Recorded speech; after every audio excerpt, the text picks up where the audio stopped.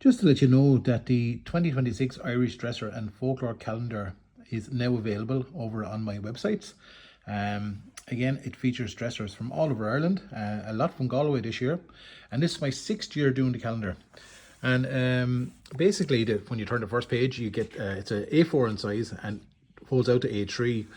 And the first page will always have a little bit of an essay, a little bit of an overview. People sending me photographs of their old dressers, or people that have sadly since passed away and that have sent me photographs, their families have sent me photographs of them.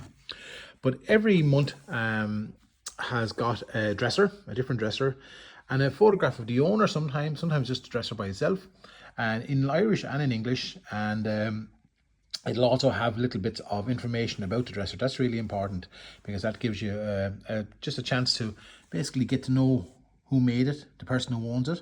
This one here is Kitty Welch's dresser up in Roscahill in County Galway. And if you look as well carefully, you'll see I will have little folklore dates penciled in, whether it's Nullig Naman or what kind of moon phases they're at. But also I've got QR codes, and QR codes, you can scan them here, and you can actually scan that and hear Kitty talk about the dresser, and that's really important. Now, the dresser calendar we can only go so deep with each dresser and each page, and that's why the QR codes are great, because you get a chance to hear, maybe it could be anything from a 10 to 20 minute interview with the owner. I remember spending about 20 some minutes chatting to Madge here down in Waterford about her dresser, and you talk about other stuff as well, other little things that remember, local stuff, folklore dates, etc. So also those little verses that I have in it, things like throw the candlesticks and candlesticks away and eat your supper by the light of day, meaning the evenings get brighter. So little calendar based verses that I would record or came across from people over the years. And as each month turns, you'll have a different dresser, a different story, and a different face.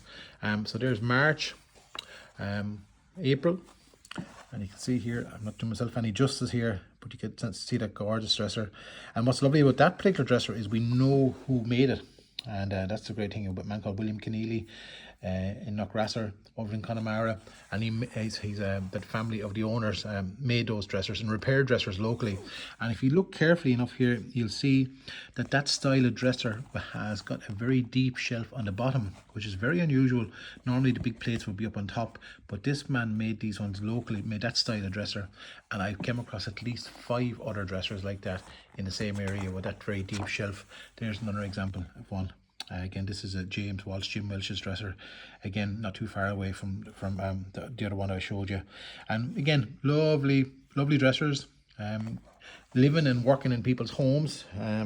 That dresser in particular really caught my attention because Jim was telling me that his father and grandfather, when the family moved from where they were living up in the mountain to the new home where they're back around 1912, 1913, he says that when they moved up, they carried that dresser by hand.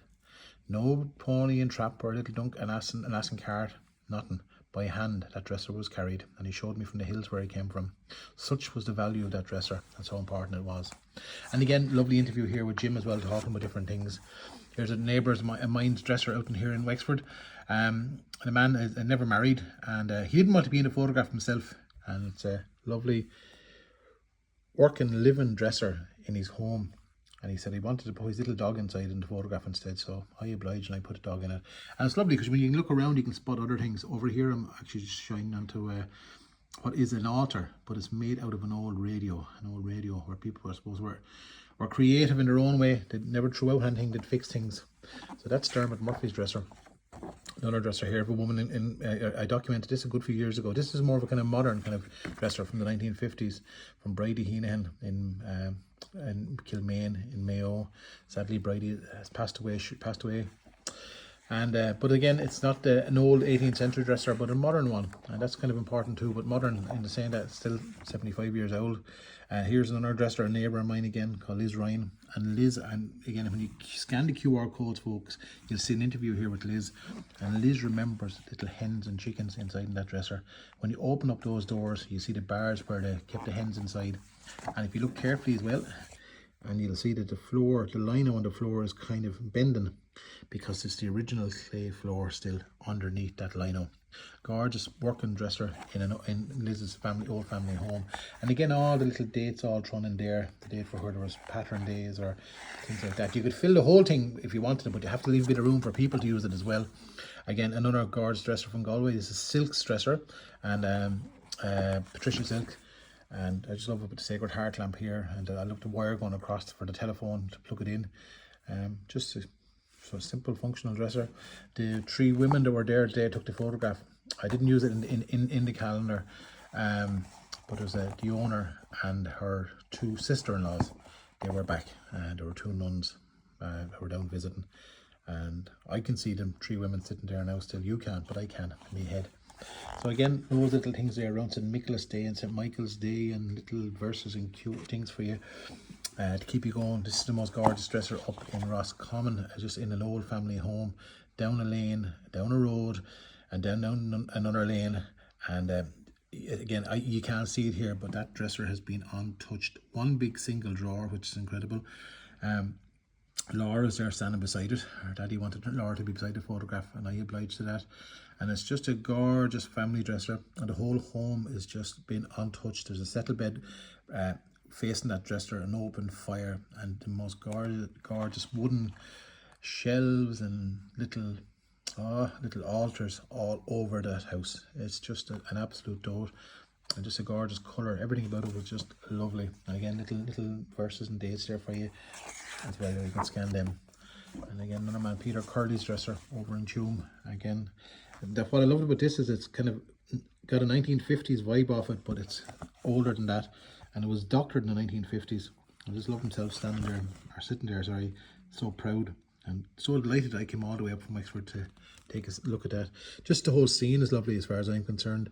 The dresser was doctored, you can see it was doctored, but that's all part of the layers of life and time. I wouldn't be too precious over that, and we need to have things that we can use and work in our homes. I always loved that kind of a little farmyard painting. You see it in quite a lot of country houses still. People will have that as a tractor and maybe loading up a pile of hay. The table is gorgeous too, and the radio for the radio listener, and one remote control there left for the telly that's behind himself. Just the whole scene is lovely, and you capture a little tiny bit of the agate cooker here. Again, that dresser came from the family home, which is only literally a couple of yards away from where I took that photograph. And then lastly, is again another single man's dresser, another man from Galway, Francie Fahy, and again same, that design from that in one particular area, Galway, with a low shelf, big deep bed, shoulders on it here, little feet, and the press is just, isn't it just, to me it's just gorgeous, painted, and the press made up beside it. And again, they scan the QR code. There's a really nice chat with Francie, a lovely man, very, very proud of his dresser. And when you open up the doors, again, you can see that there was all bits and pieces in it that he would use. He also, if you look carefully, it's hard to see in these photographs, but he's got contact on the bed of the dresser and on the shelves there, which again is a new material, but that's what the older people would have done. They would have put oilcloth in particular on the dressers, and Francie's just keeping that tradition going. And then there in the back of it, then you can read about the dresser here. You can read about the back of it here. It's Nora Lydon's dresser, and Nora's daughter brought me around and showed me a load of dressers in that one part of Galway. So listen, I can't say any more, only I ask you to support the work, and if you really like it, people love these as a present. I've been doing it for 6 years. The price was 15 euros 6 years ago, and it's still 15 euros. I've kept the price the same. I get them printed with the same company in County Kerry, and all that few bob stays in the country. There's free postage again with these, so it's the same price as getting them in a shop. So you can get them directly from me, and I'll have them posted to you that day, or you can go into a local shop. And if you go to Folklore.ie or the dresserproject.ie, you will see where local shops near you will stock them. But as we're still only in late November, there's loads of time to get your hands on one, because they're arriving usually next day if ordered in Ireland, and a couple of days for England, and maybe about 5-6 days for America. And so listen, would you do me a favour? Head over to Folklore.ie or the dresserproject.ie. There's the dresserproject.ie or Folklore.ie. There's my number as well. And will you order a copy and just have this lovely calendar in your home, or give it to someone who would really appreciate it. So thanks a million.